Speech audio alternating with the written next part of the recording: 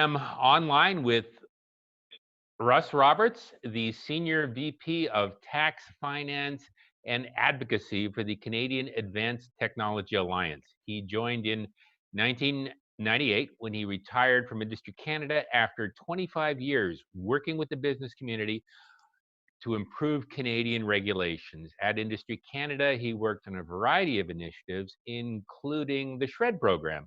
And I'm very glad to have you online with us today. Hello, Russ.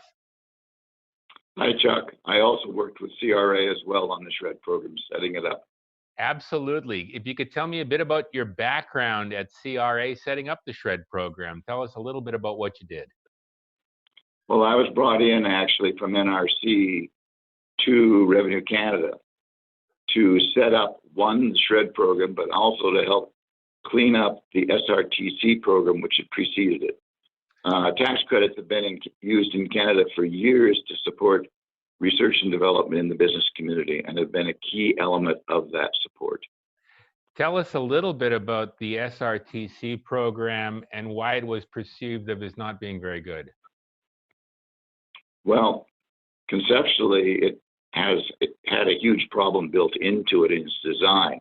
It was a flow-through concept where the companies took on a liability to do a certain amount of R&D. Yes. At the same time, the tax credit flowed out and was used by the investors.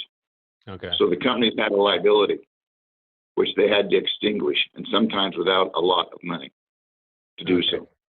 So the SHRED program was set up specifically to address this failure of the previous program. Right, and the key idea in that one was that the investors were able to do a quick flip where the tax credits flowed to them, and then they flipped the money back out to them. I see. As I understand, the SHRED tax incentives were designed specifically for three types of research. The basic research, work undertaken for the advancement of scientific knowledge without a specific practical application. Applied research, work undertaken to use scientific knowledge for specific practical applications.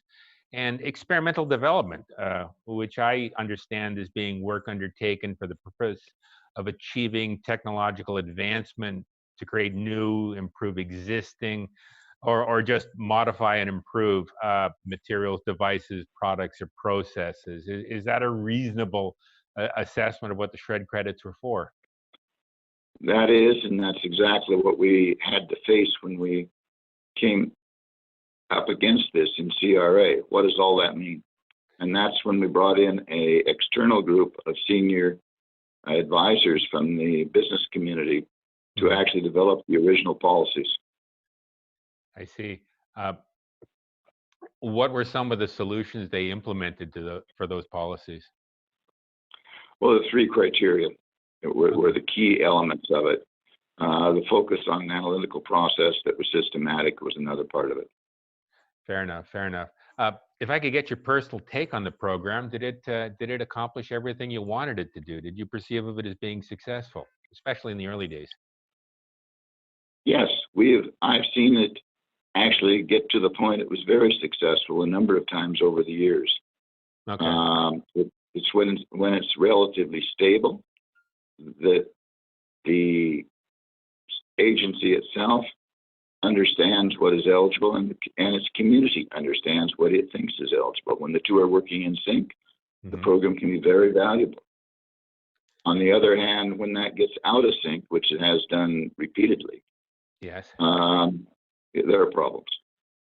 I'd like to reference some of the more recent developments, especially as they relate to problems with the program.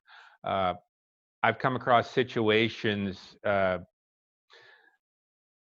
relating to the current distributed environment of the CRA, where final decisions on what is appropriate to claim very often depend on which tax office is assessing the paperwork.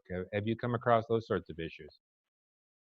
Well, certainly, and it is not only today that we've seen this become a problem. The Auditor General actually dealt with it a number of years ago and commented on it quite strongly that this was inappropriate if it did become not balanced, I guess might be a way to say it. Recently, the community has had a lot of comment on that, about the toughness of the audits, of the fact that it's unpredictable and it was not appropriately being applied. And they've been very upset for, I'd say, the last year or two. That reminds me, yeah. That reminds me, that's some of the data that you've gleaned through some surveys done through CATA Alliance. Can you tell me about some of those? Well, yes. The surveys over the years have indicated that the community very strongly supports tax credits as a mechanism for business support. On the other hand, when the program gets imbalanced, like I was talking about, it doesn't really function for them because they can't predict that the credits are going to be there for them, even if they file them. And it's expensive. It takes time to file, and it's frustrating. So when this happens, the attitude of the community towards the program becomes somewhat jaundiced, I guess might be the way to say it. You use a fairly generic word to explain problems in the program. I think you said unbalanced. Is that fair? Yeah. What does unbalanced mean? Does it mean a lack of predictability of the program, a lack of being able to tell in advance what you can reasonably claim for the program? What does it specifically mean when you say a program's unbalanced? All of that, and for the claimants, the question of what they will receive, when they will receive it, and if they will receive it. Okay, so the businesses can't plan ahead. It makes commercialization initiatives very difficult. Is that what you're saying? Yeah, exactly. That's fair.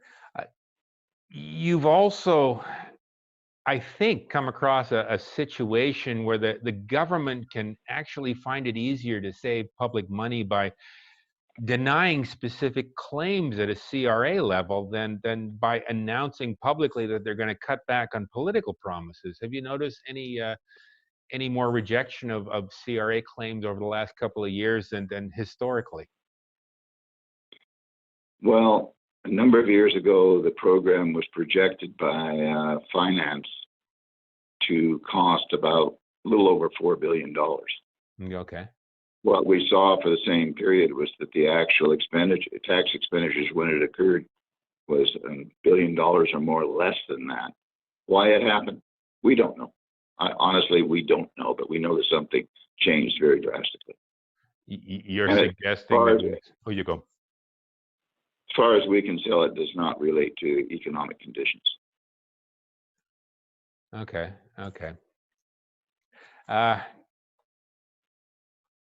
I understand that CATA is currently doing a current survey on SHRED and on the CRA. You've just put it up online. What are you hoping to? What sort of information are you hoping to gain out of that? Well, let me just take you back a little bit about the management of the program, and you've highlighted it to some extent in your comments. Okay. We have seen variation in the management of the program over the years. There have been a number of times when this community was very strongly and positively in favor of the way the program was running. Okay. About a year ago, before John died, we ran a survey. It was one of the more negative ones we've seen about the program, about the predictability of it. CRA has made a major attempt in the last year to focus on their management of that program. They brought in a new director general. They have issued some new policy. They are providing new explanation of policy and how it applies in specific sectors. We want to see how that's working, and if the program is reshaping itself in a positive way so that people are more confident in it than what was indicated in that last survey we ran. Fair enough. My understanding is that the CRA has also opened their programs to public comment starting last November. They're hoping to get some feedback from the public as well in order to help improve their programs. That What do is you think? correct. Do you? I think that's. We don't know where they're getting to yet. We'll have to see. But that's certainly encouraging when that there is a dialogue, Mm-hmm. and they are trying to find out how to come up with a program and administration Mm-hmm. that will deliver what the community needs if they're going to use tax credits, because that's where the question got to.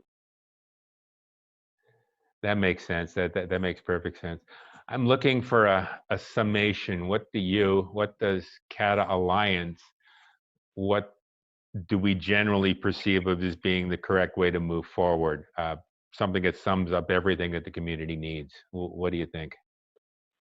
Well, it's beyond SR&ED what the community needs. We need to see a much greater focus on the successful commercialization of our investments in Canada. Mm-hmm. Is what we're looking for. We're looking for mechanisms to do that. We want the discussion to focus on that in the next year or so. A lot of money is being spent on R&D in this country, and a lot of intellectual property is being produced. Mm-hmm. A lot of very good intellectual property and valuable intellectual property. We want to see if there are ways to increase the commercialization of that so that it rewards those who invest in it here in the country. Thank you very much for your time, Mr. Roberts. I look forward to speaking with you again.